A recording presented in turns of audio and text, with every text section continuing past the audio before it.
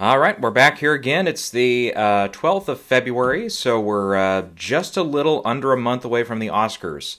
It was a good little break there for me. I was, felt like it was every other day we were logging on to do an Oscar video of some kind or another here, but we're back here again after a little bit of a stretch. We do have a few things to cover here.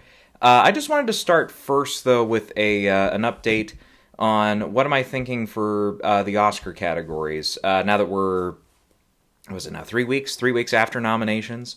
And I'd say there's probably not way too much news here in certain categories. Other ones are a little more exciting, so we'll get going here.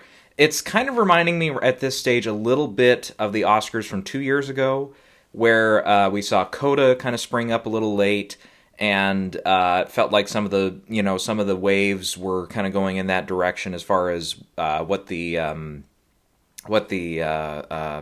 general tenor of what the Oscar race was going to be. Power of the Dog we knew was solid in at least the directing category, had a chance in an acting category and stuff, and it felt like Dune was really going to dominate most of those tech categories. This year, I'm just saying we're in a spot right now where it does feel like, okay, we do have, like that year, a couple categories in question, but otherwise, it's really, there's a front runner, and there's a small chance of an upset in some of those categories, but that's really about it. So we'll get going here. We'll just start at the top at Best Picture, work our way down. So for Best Picture, it's still Oppenheimer at this rate. I really don't see, there's not a lot of challenge at this point so far. There's not a clear alternative that's been springing up. But we'll spend just a couple seconds here talking about it, though. I was kind of worried after I'd seen the movie, and this was in, what was that, December? Sometime in December, like mid-December, late December. I was kind of thinking Poor Things had the best shot of any film to take over for Best Picture because it was going to have a good mix of acting and technical categories and stuff. It was going to get the directing nomination, the writing nomination, the editing nomination, so on and so forth. And it looked like it had an acting win, potentially, in Emma Stone. I still feel that way in Best Actress, but again, we'll get to that when we get to that. But I think even with the number of nominations it got, it was second only to Oppenheimer. It feels like it's on that same path as The Favorite, where it's going to take that one category, and it's probably going to fall short in all the rest of them. So, especially when we get to like the design categories, those might be a little bit more of a toss-up. We could see them split this year where Barbie wins maybe, say, costume design, and Poor Things might win production design. We'll see. But, yeah. Anyhow, so if I were to bet right now, though, which one would take down Oppenheimer, I would still say Poor Things, but I don't know. I'm hearing some rumblings that it's going to be The Holdovers that'll be the surprise winner here. And, and I've heard some comparisons. Hey, it's going to be like Green Book. It's probably going to have an acting win, probably going to have a screenplay win, then it can win picture. And I think, others have compared in that way. They're like, well, look at it also like Green Book. It's missing director. It doesn't have a ton of support from the technical categories, film editing, and that's it. But even that being said, and The Holdovers is a really good movie, don't get me wrong. I think it'd be, a nice Best Picture winner, so would Oppenheimer, in my opinion. But I'm just not really seeing, I don't think it's the slam dunk in screenplay that we're thinking. Then again, you can argue at this point in the year of the Green Book win, I don't think a lot of people had Green Book for screenplay. It was really a mix of, like, you had First Reformed win at Critics' Choice. Green Book did win the screenplay prize at the Globes, but then you had, like, The Favorite win at BAFTA, and WGA went with Eighth Grade, so they were no help at all, because Eighth Grade did not get nominated at the Oscars. So it was kind of a very mixed field. And at this rate, with Barbie in that spot where it's going to be contending an original screenplay virtually everywhere but the Oscars, and I think that's actually true, so it's not virtually, it's literally. And Barbie hasn't really come through yet for very many screenplay wins. I think the only one was Critics' Choice, if I'm not mistaken. Right? Yeah, because American Fiction won for adapted, yeah. Anyways, but, so it'll be interesting to see if that parallel continues and maybe we do see a surprise winner. Oscar night for The Holdovers, but yeah, and as well as that film did at BAFTA, and as well as it has done relatively across the season, you could argue the Globes, it was a little disappointing. It didn't get screenplay or directing. SAG, it did not get ensemble. Then again, Green Book did not either. So again, that's where I see some of these parallels. And I'm not like not entertaining it, but I'm not seeing enough to pull the trigger on it. So yeah. In the directing race, it's Christopher Nolan's to lose. I think he's absolutely a lock in this category at this point. He did just win DGA over the past weekend, which was no surprise at all. And at this rate, nobody I think is going to challenge him. It feels like we're at that rate where it was Jane Campion for Power of the Dog. It just feels like they can go wherever they want in picture. They can go wherever they want in some of the screenplay categories, acting categories, and so on.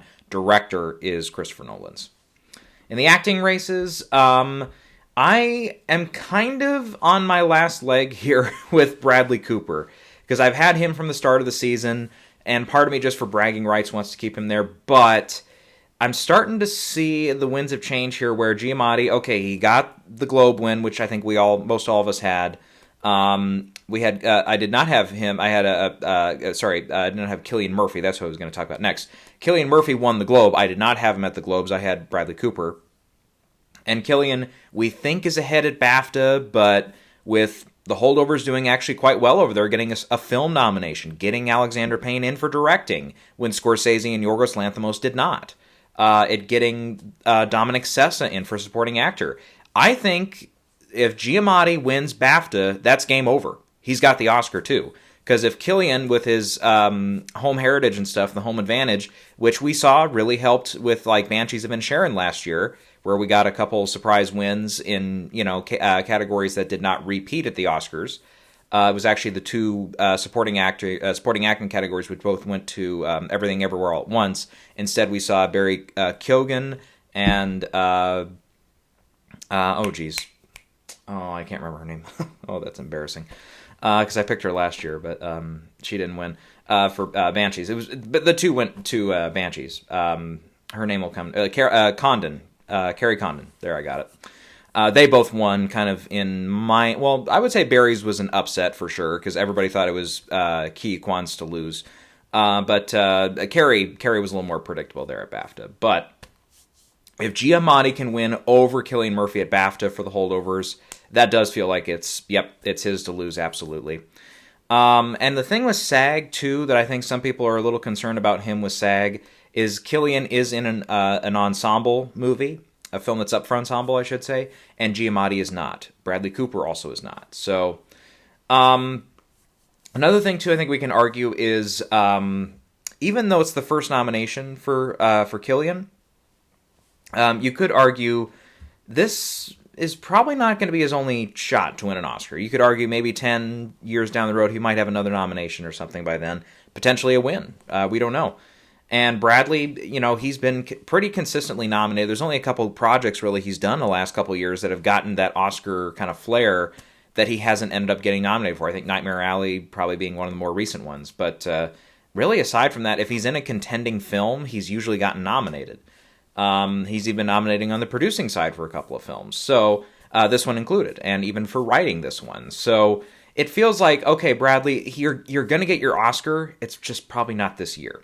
So I'm really starting to see the wins here. So I at the moment I do have Bradley Cooper, but I think Giamatti, though, you feel like, okay, he's getting, he's not like old. He's not like, Peter O'Toole when he had the last movie he got nominated for.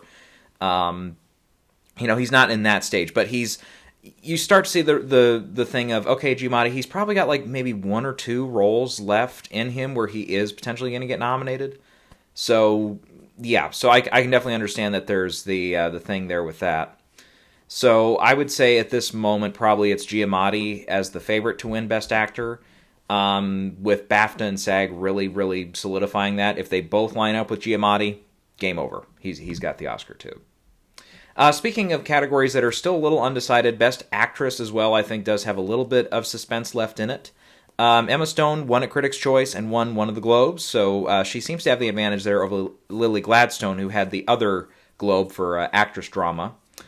And I think with her, the argument would be, okay, Killers of the Flower Moon, even though it disappointed a little bit with no screenplay and no Leo, it does feel like this is the spot for it. If it's going to win anything, it's Best Actress. That's the best spot it has. That's the best opportunity the film has. Aside from those, potentially a sneak win in one of the tech categories, which I don't see happening. I think Oppenheimer is going to do well. Barbie's going to do pretty well in some of those tech categories. So I don't see Killers sneaking a win there. Poor Things, again, arguably could get maybe a production design or something if they don't want to totally leave it out in the cold. But again, it's kind of weird. It's kind of one of those weird things where, you think back, Lincoln got I think, production design, actor, and I think that was it, just the 2 wins. So it could be actress and production design. That could line up, maybe. And that was a film that was, I believe, had the most nominations or tied for most nominations that year. I think it had the most. I don't know, Life of Pi got quite a few, though, that year, too. So, don't have that one off the top of my head. But no, for this, I do think Emma is probably going to have the advantage. Obviously, she'll have the advantage of BAFTA because Lily did not get nominated there. And then, again, you flip it when you get to SAG because then Lily, it's like, okay, she is, Killers of the Flower Moon did get in for ensemble, Poor Things did not. So that's, we'll see if that argument stands true. Or if they go with both Giamatti and Emma Stone, who are not in ensemble-nominated films, which would probably mean that the films they would go up against, aside from maybe Oppenheimer, that one can still win ensemble, clearly. But that would mean probably Killers goes home empty-handed there as well. But yeah, I think in this case, I'm a little more confident in Emma Stone winning this one. Yeah, because a BAFTA win, as long as she doesn't lose BAFTA, I think it'll be fine. Yeah, so we'll see about that. In the supporting categories, I feel like, again, these are a lot more secure. Robert Downey Jr. has supporting actor, really not much else to comment on there. And Divine Joy Randolph, if the holdovers, if it's going to win one thing, it's this. It could lose Giamatti, it could lose screenplay. It's going to have a win here in supporting actress. So we have that locked down, I think. Now, in the screenplay categories, original screenplay, I'm actually surprised this one is the front runner right now in Gold Derby as well. I think it's the right choice, Anatomy of a Fall. So it got the surprise win at the Globes, which sometimes does not carry over. So I would be a little, that's not like the most, I don't know, what's the phrase here, winningest prize, doesn't correlate all the time with Oscar wins. Green Book was probably one of the last ones that I can think of where it was kind of a surprise win there that went on to win at the Oscars as well. Now, I think what's going to help Anatomy of a Fall, not just that it arguably overperformed, though I had it getting the 5 that it got, director, picture, actress, screenplay, and editing. Not only, getting all those categories was very, very important, but it's also the international voters. The international voters are going to probably be what puts this film over the finish line. Because we've seen, a film like The Father, which came from, French, if I'm not mistaken, French, or maybe it was Canadian French, whatever. Had that international flair to it. They, arguably, the international voters helped Anthony Hopkins get his win, and probably helped it win in screenplay as well, for the 2 wins for The Father in 2021 or 2020, whatever. The films came out in 2020, that's what I mean. But with Anatomy of a Fall, I think it's a very, very similar thing there, where the international voters, I think, are very much going to help the film. It's probably going to win this category also at BAFTA, though, again, holdovers could win there. It's got... Anatomy of a Fall did get both the directing and the film nominations as well over at BAFTA, so that's why I'm still kind of leaning advantage here for Anatomy of a Fall at BAFTA as well as the Oscars. But, again, holdovers is not totally out of it by any means, so there you go. Adapted screenplay is a little more fun.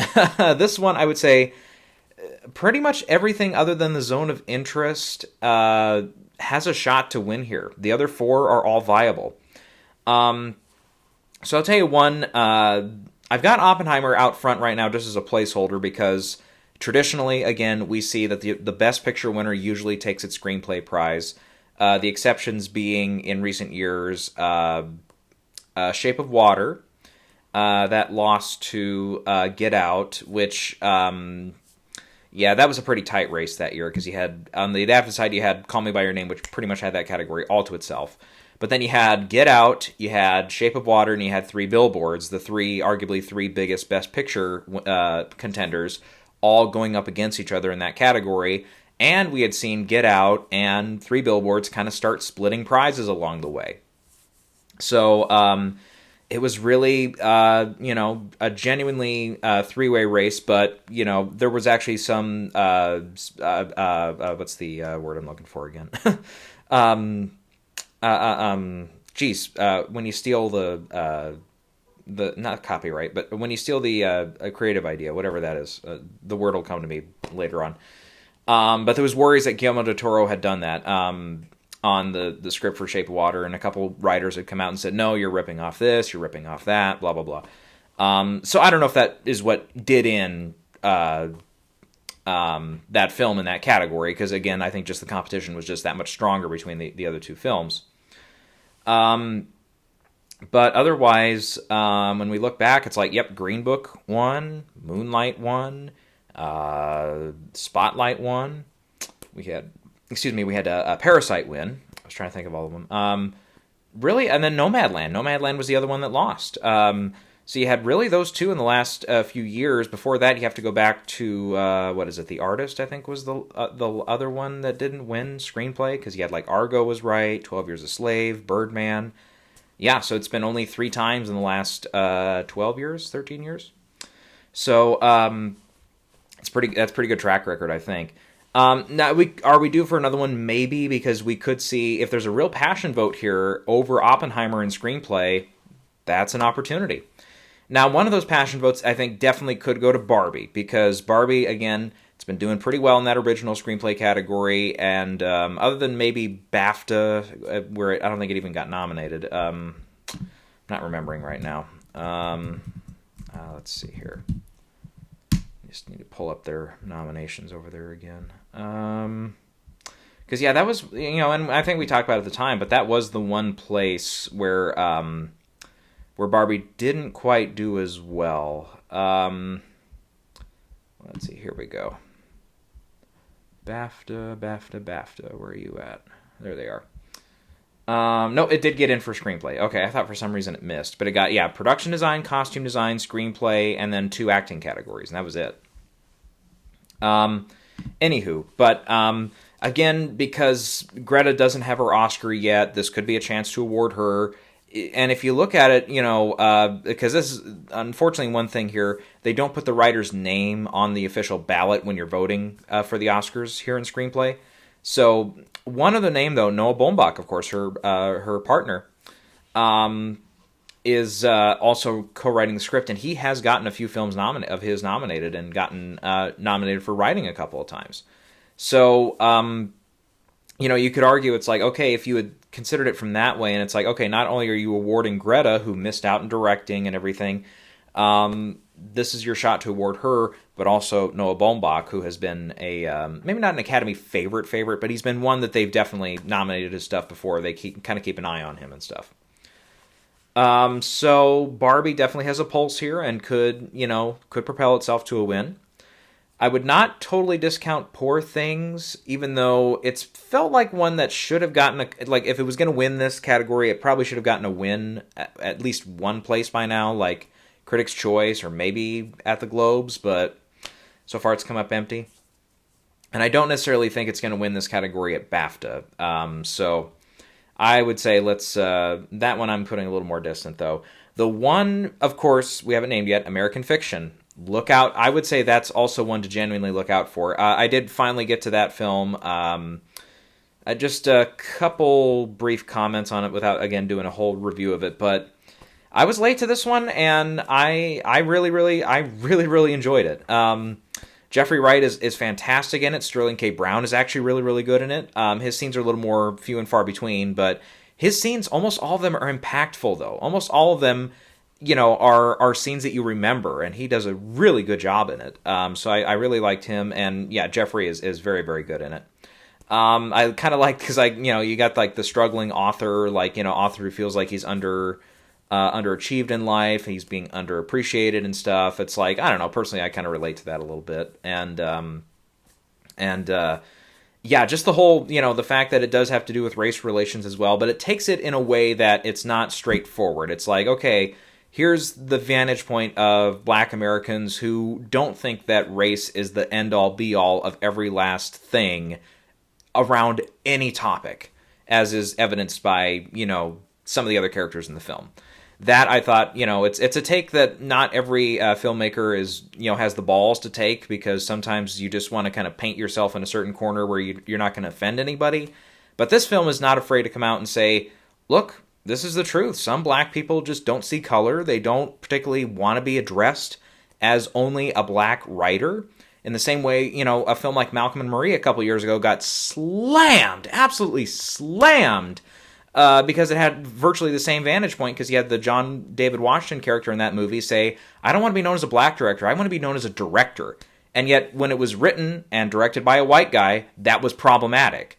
When it's written and directed by a black guy, in this case, and it's virtually the same message, it's awards worthy. It's like, I don't get it. And it's painting the point that I tried to make, although, a couple years ago when that movie came out, and Cord Jefferson is painting that same point right now. It's like, anyways, it's very obvious. But and that aside, what really I think holds it together is it is kind of a family story. It's a story about a family. We particularly follow the Jeffrey Wright character, but it's his relationship with his siblings, his relationship with his mother, the kind of weird relationship that is off-screen with his father, because of his father's passed away before the film even begins. But, they go into what he did, what he didn't do in life, and how he treated his kids differently and stuff. All that stuff I thought was really, really solid. And, I would actually not be shocked if this one, again, comes out as the passion vote and gets a win here. I would look out especially for its one nomination at BAFTA was for screenplay. If it can win there, which I don't think quite is going to happen, but I would say let's not totally discount it.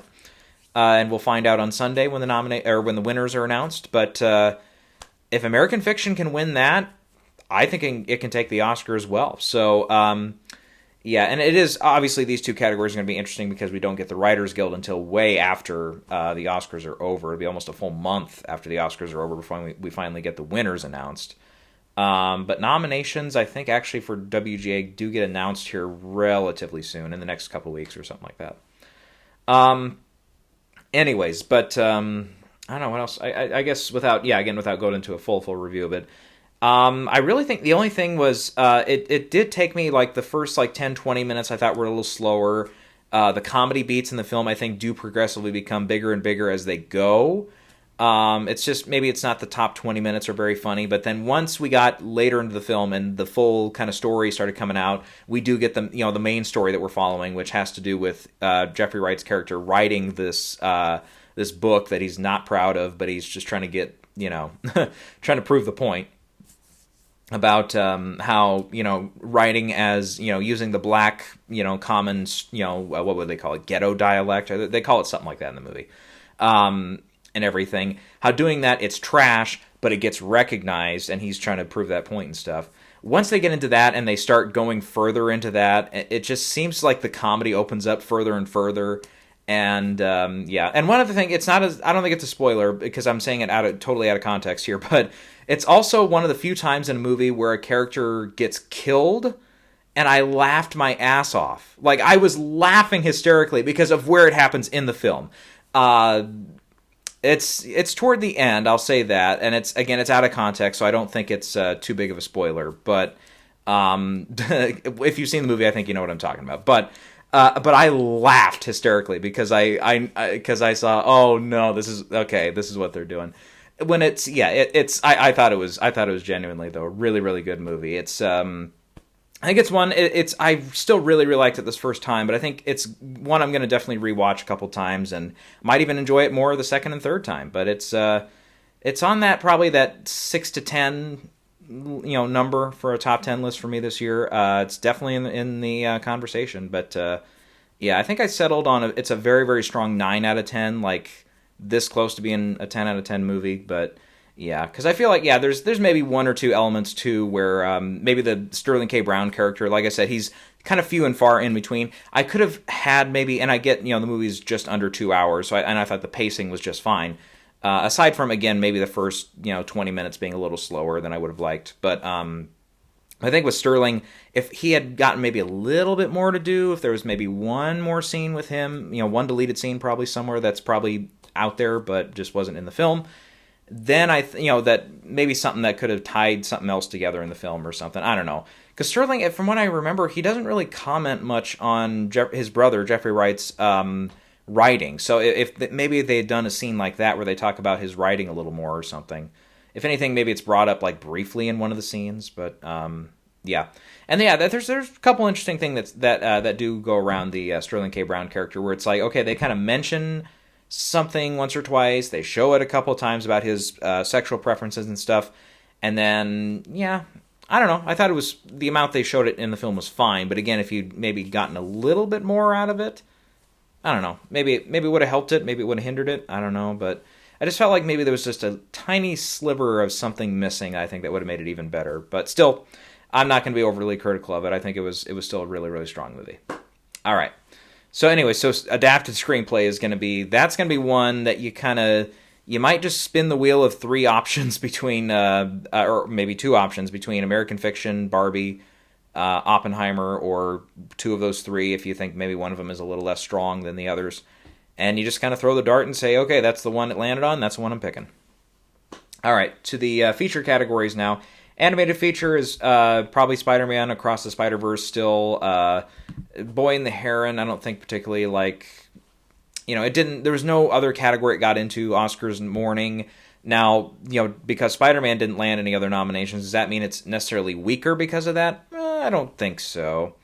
But going actually back to American Fiction for 1 second, though, the fact that one did get 5 nominations, it did get in for Sterling, and it got in for Score, which were the two I did not have it getting into, that's another sign of strength. So that one, maybe that one is the film to win.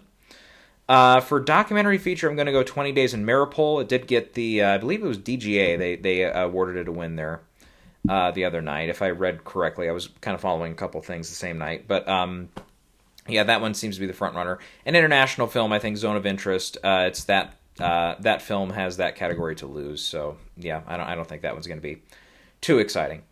To the tech categories now, cinematography is Oppenheimer's to lose. I really don't see much chance of it happening, but Oppenheimer's probably got that one.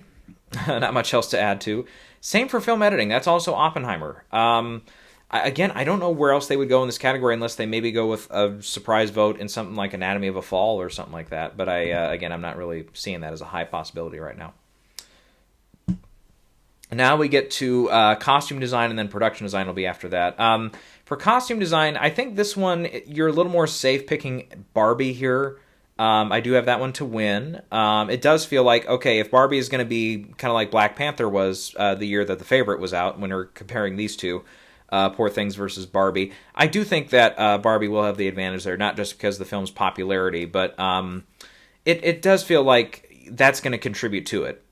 And help it get the win there. It's really virtually done about the same thing there as Black Panther did up to this point in the season. Production design is also, I think for the moment, Barbie. One thing that helped us actually in this category in retrospect was the what was I going to say here? Let me rephrase that. We'll start over. So I was looking back because the I can't even say it anymore. Art Designers Guild, or the Art Directors Guild, whichever one they call it nowadays, had their awards on Saturday as well. And they put fantasy, they put both Poor Things and Barbie into that. And Barbie actually won. Or was it Poor Things? Shit, now I'm forgetting. I thought it was Poor Things that won. Now I think about it. Yeah, I'm totally prepared for this category, aren't I? Yes, it was Poor Things that won. Okay, good. Good thing I looked again, because I saw Oppenheimer won for period production design or art direction, whatever the hell. Because it's production design when we get to the Oscars here, but it used to be it used to be best art direction. Now it's best production design, and Art Directors Guild is still the Art Directors Guild and not the Production Designers Guild. Yeah, wish they'd be a little more uniform there. But anyways, Oppenheimer won there in period. Poor Things won in fantasy. Fantasy was where Barbie was also contending. So I was like, ooh, okay, what happened in 2018, which is the year we've all been comparing to when it comes to both these films' performances.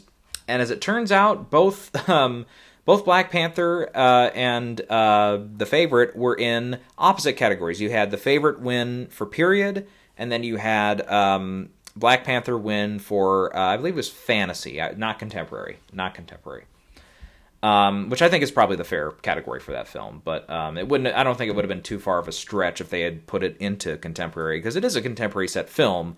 It just happens to be in a fictional place.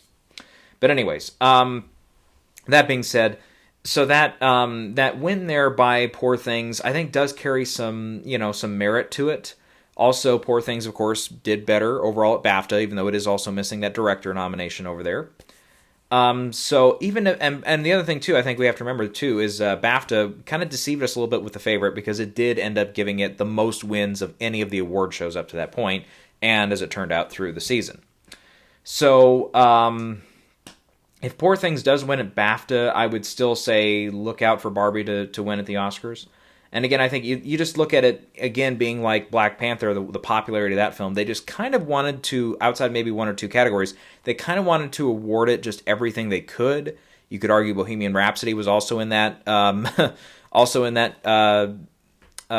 stable that year and everything. So I feel like if Barbie's the film this year then that has that honor, then yeah, they're absolutely going to give it both the categories there, production design and costume design.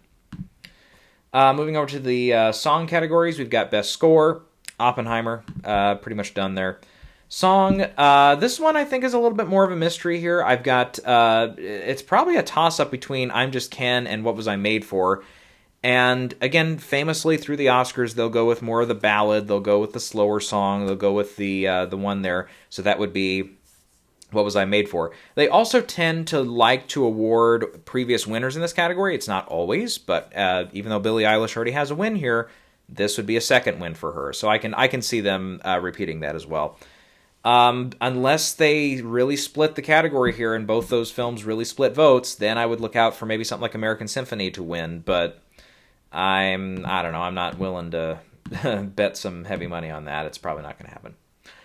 Makeup and hairstyling, even though this is the one category that Maestro should have won at Critics' Choice and it did not, I still think at the Oscars it's probably Maestro. I don't see them going for Oppenheimer. I don't think quite Poor Things, and I don't think Golda or Society of the Snow either, just to wipe out the whole rest of the category there. It still feels like with Maestro it's the place to award it, so yeah. Sound category is next. Oppenheimer, pretty much, I won't say has it to itself, but very clear winner in my opinion. Visual effects, I think it's a two-way race here between Godzilla and the creator. I think with Godzilla, that seems to be the really popular pick. It's like everybody's kind of rooting for Godzilla to win, not just because of the popularity of the film, but also because it's like, ooh, you'll get the director. The director will get a win there. And I know they just had, today they were talking about at the Oscars, class photo and stuff. The Godzilla guys, the visual effects artists and stuff that were nominated, a lot of them got a lot of attention, a lot of questions, and a lot of people coming up to them saying, "Hey, I liked your work on the movie and stuff." So, if that's worth anything, we'll see. But with the creator, I'm still thinking that the creator will win here because it seems like the more Best Picture movie, and when you have maybe one Best Picture or two Best Picture nominees nominated here, that they don't quite work out or they cancel each other out, they'll go with one that seems the most Best Picture. So like Ex Machina, for example, Blade Runner in recent years. I think the creator is in that. Plus, the creator also had the sound nomination, so it feels like one that, generally speaking, if maybe a couple more members of the Academy had seen, versus Godzilla, it's like, okay, yeah, if you had just enough enthusiastic members of the visual effects branch that like the movie, okay, that's good, and you'll probably get still some people that'll vote for it anyways without having seen the film. But I still think the creator's probably the one they'll go for. It feels like the most entree film, if you will. Feels like the one that they'll go for.